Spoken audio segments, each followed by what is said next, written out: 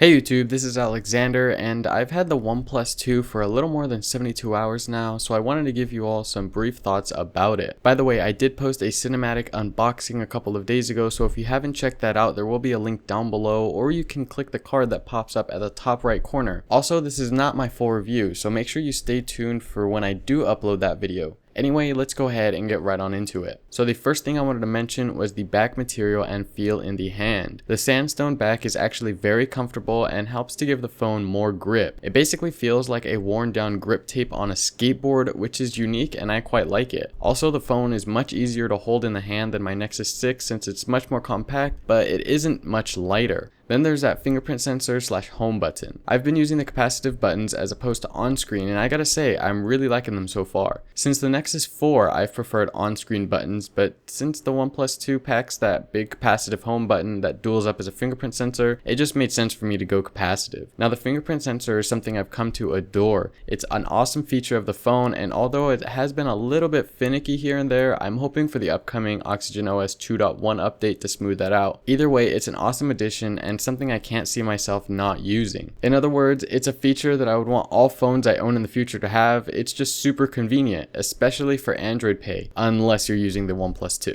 Next up is that USB Type-C port. Now while it's nice not having to worry about which way to plug it into the OnePlus 2, the lack of quick charge definitely makes me question whether it was worth it. Although I can't quite say how battery life is just yet, I can say that it takes a very long time to charge the OnePlus 2, and being somebody who came from the Nexus 6 with quick charge, it is tedious to have to wait for the OnePlus 2 to charge even just 15%. Lastly, there's that alert slider. While it's a neat feature, the fact that alarms only mode is at the top of the slider makes it seem backwards or upside down. I wish the all alerts mode was at the top of the slider just as the volume up rocker is at the top. Also, because there's a physical slider, OxygenOS has removed the software controls over your alerts, forcing you to use the alert slider. Essentially, if you want to have your phone scheduled to enter priority mode at 11 p.m. and exit at 7 a.m. the next morning, you can't. You have to physically change the modes using the slider when you go to sleep and wake up, for example. Basically, while it's a neat idea, it isn't as essential for me as the fingerprint sensor. Anyway, that's pretty much it. As mentioned, this wasn't my full review, so stay tuned for that because I will be diving deeper into things like display, battery life, camera, speakers, and more,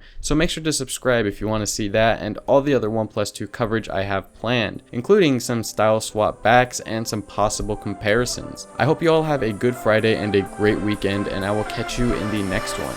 Peace.